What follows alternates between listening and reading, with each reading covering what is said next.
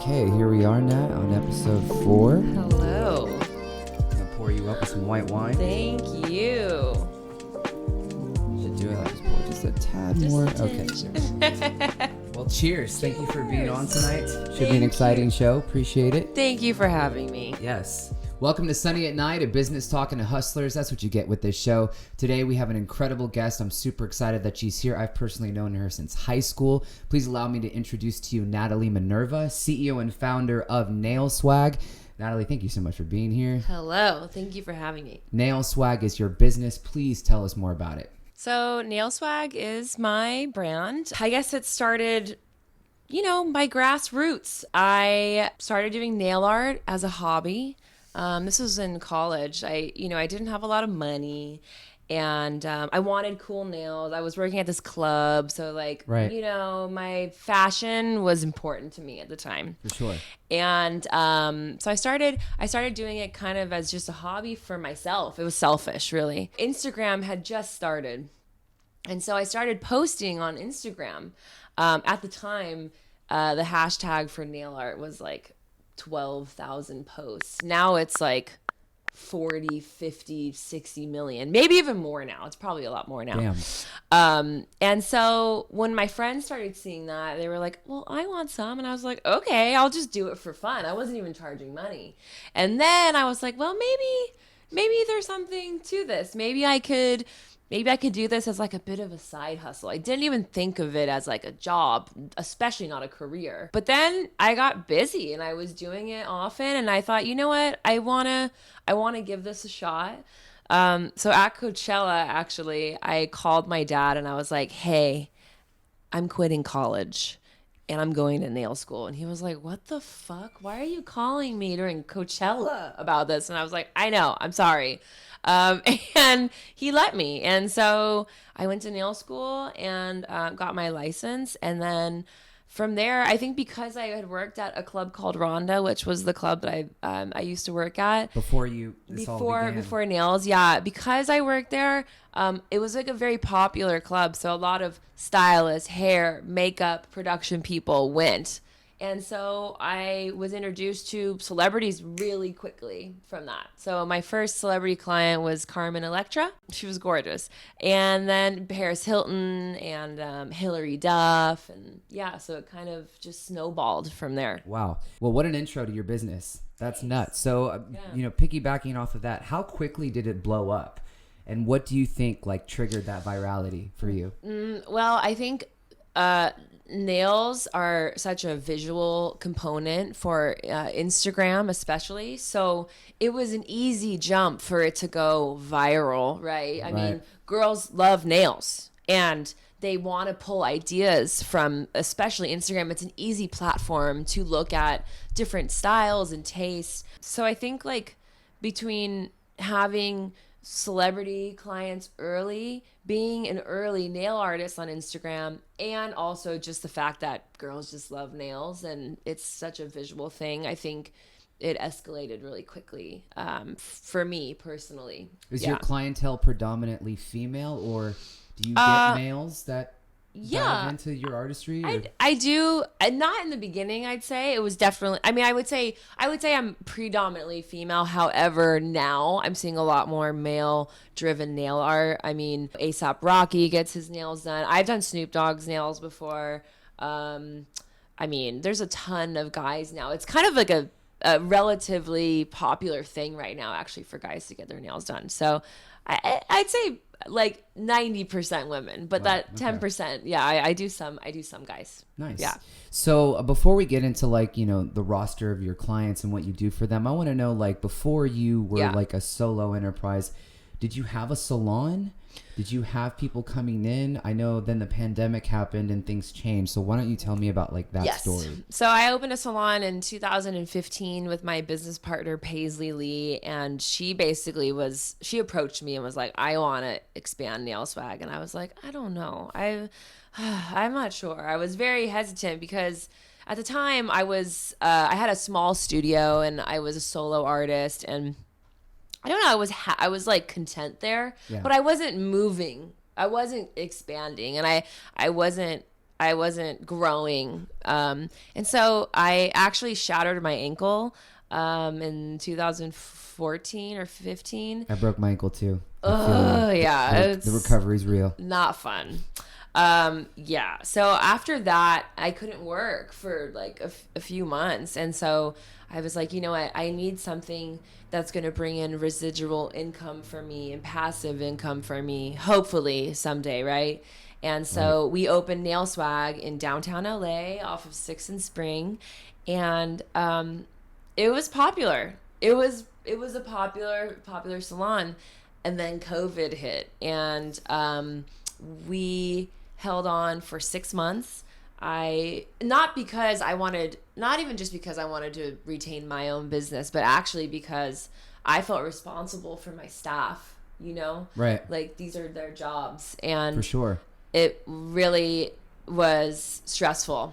But after 6 months, we were still sitting in purgatory. I mean, salons really got a big brunt of the closing rules and regulations, because California's first community spread was from a nail salon, apparently. So we closed. We closed in October, something like that. And you know, I put in all the money I could to keep it afloat, and finally I was like, you know, I don't like sitting in this purgatory. I think that I need an answer, whether it's like good or bad. And so we let it go. But you know, I don't regret it. I think that it was really good for brand awareness. I think that it elevated me as a artist and a business owner, because now I know how to handle these things. Like now nothing phases me, you know? I'm going to pause, I think, for a moment and just kind of do my own thing right now in production. I'm working on a TV show right now. I can't really, I don't want to say yet, because I want to make a big formal announcement when it comes out, but it's a very, very, very popular show. We'll have to watch out for that. Yeah. It's on HBO, so maybe you get a little hint. Now let's talk about some of your biggest clients you're working with now. I know you've got a very impressive roster, so why don't you let our audience know who you're working with now, and how do they benefit from your services? Cool. So right now, my main girls are Demi Lovato, who's like a dear, dear friend who I love so much. She's just the best. Alexa Demi, Barbie Ferreira, Sydney Sweeney. I just saw Jessie J last week, and Selena Gomez. Wow. Yeah, I got the pop princesses. Yeah, you definitely did. So you said Demi Lovato is a close friend. Demi Lovato is a global brand and an incredible singer at that. How do you get connected with Demi Lovato, and how does she become a close friend? Well, I was linked with Demi. So I was with Ariana Grande for 4 years. And then her manager, old day-to-day manager was like, hey, I'm actually managing Demi Lovato now. Would you like to do her nails? And I was like, of course, I'd love to. And we just clicked. You know, it's just one of those things where like the vibe and the energy has to be there. Like you just need to be connected. Yeah. And I think that's the case for like any of my clients. You know, and by the way, Ari and I still talk all the time, and she's great, and I love her, and it requires, I think, a bond. Definitely. You know? It's important. I think the fact that you are so likable, you're so cool, because I've known you for like 20 years plus. Yeah. And the fact that you're insanely talented. I mean, the work on your page is like outstanding. Thank you. So how do you approach each design? Like, where do you draw inspiration from? It's a lot of different things. I mean, sometimes it's the client being like, hey, this is my outfit. Or like, hey, I really like this design, but like make it your own. Or sometimes it's like, I don't know what I want. And I'm like, cool, because I have an idea in my head. Hell yeah. You know, you pull a lot from fashion, from architecture, nature, pattern design, like wallpaper design or fabric design. It's really anything. I mean, the world is our oyster when it comes to inspiration, right? Definitely. Yeah. Yeah. Natalie, what advice would you give to young female entrepreneurs out there? Don't let people discourage you just because you're a female, and don't let them make you feel small in business.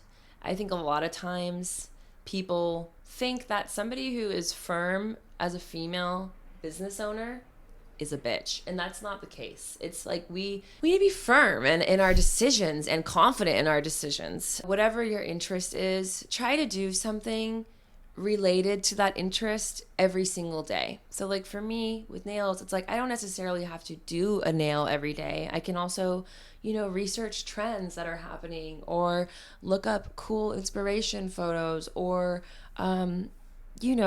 like maybe reach out to some people that I know in my industry to help me get clients. There's a lot of things that you can do beyond just the physical aspect of whatever your business might be. I love that. Great advice. And you've just been such an inspiration because, like I said, we've known each other since high school. We used to be hitting up Tiesto shows back in 07 and 08. And you really just became this superstar of an entrepreneur, and it's really cool to see. Thanks. So props to you on that. I always wanted to know, like, how did you come up with the name Nail Swag? I don't know. I guess I felt like because I was doing nail art, it was more than just a manicure. So there was swag on it, right? And I felt like the name flowed, and too, it was a like relatively popular hashtag at the time. And I was like, oh, well, if I can get the brand name, that would be great. And I did. So that's awesome. You said you wanted to take some time off, kind of regroup, but you're also working on an HBO show. You've got Demi Lovato and all these great artists that rely on your creativity. Where do you see this business or yourself in 5 years? It's hard to say. I think right now I am content with the simplicity of where I'm at right now, work-wise, just in the sense that like I have no one else to worry about but myself. With the salon, I had a staff of 12, 15, 16 sometimes. It's a lot of responsibility, and there's a lot of people that you need to answer to all the time. And right now I don't have to answer to anybody. I get to just do whatever I want. I did just join a agency. Well, we're in trial phase right now, but it's looking really good. Cool. So that's Congrats. really nice. They get me clients, and if I need them to negotiate deals for me, then they do that. They work their magic.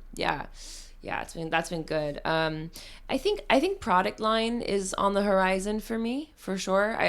I'm not really sure in what capacity yet. I'm trying to figure that out. LA is opening back up. Will you open the shop back up that you had before the pandemic? Hell no.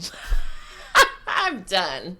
Don't get me wrong. I loved my journey with that, but I need to do something new. A lot of people have asked me that. And I'm like, it was, again, like it was such a fun process, but it's hard. Yeah. It's hard. Owning a storefront is fucking hard, and it is stressful. And sometimes it can be, you don't always have good months, like, right. And so you have to, it's a lot of trial and error. So no, no more salon. Well, cheers to your story. Thanks again for telling it, sharing it. It's been awesome. But before we go, we're going to go hit our Sunny Speed round. It's an opportunity for our audience to get to know Natalie a little bit better on a more personal level. So without further ado, let's jump right into it. Speed round. Who's the most badass female villain out of this roster? Cruella, Cersei Lannister, the Wicked Witch of the West, or Goldie Hawn from Death Becomes Her? Oh, it's definitely Cersei Lannister, no doubt. For sure. It's sad the way she died, though. We were owed. Oh, I wanted her to die a horrible, horrible death. And it was flat. You're a female rapper. Which artist are you bringing on as a feature? Drake, Dr. Dre, Machine Gun Kelly, Iggy Azalea, or Justin Bieber? Dr. Dre. Definitely Dr. Dre. Come on. He's the OG. Please. You can be the CEO of this company for life. Which do you choose? Apple, Venmo, Gucci, or In-N-Out? God, I think In-N-Out, because it's privately owned, and it's probably relatively a lot easier than Apple or any of the other ones. Which public figure, living or dead, would you like to work with and design their nails? I think for me right now, it would have to be Janet Jackson, and I actually got a call for her. And I almost peed myself. I was like sweating and shaking. It didn't work out, but hopefully soon. Janet, call me Call her. Janet will tag you. Check her out. She's amazing. Yeah. Well, that's it. Again, like, thank you so much for being on today's show. Natalie, before we leave, why don't you tell our audience how they can connect with you and where to find you? So, my main hub is on Instagram. It's nail_swag. I also have a TikTok. It's Natalie Minerva Nail Swag. I'm just starting to learn my TikTok vibe, so forgive me. It's very early stages, but I will be posting a lot more on there because there's going to be a lot of stuff coming up in regards to the show, which I can't say which show it is, but I think you're going to want to know. It's going to be great. There's a lot of great things coming. So thanks again for watching Sunny at Night, and if you haven't already, please subscribe to our YouTube channel, follow us on Apple Podcasts, Spotify, and Podbean, and follow us on Instagram and Facebook at Sunny Creative. And cheers, Nat, for a great show. Thank you for having me. Yeah, my pleasure. And we'll catch you next time.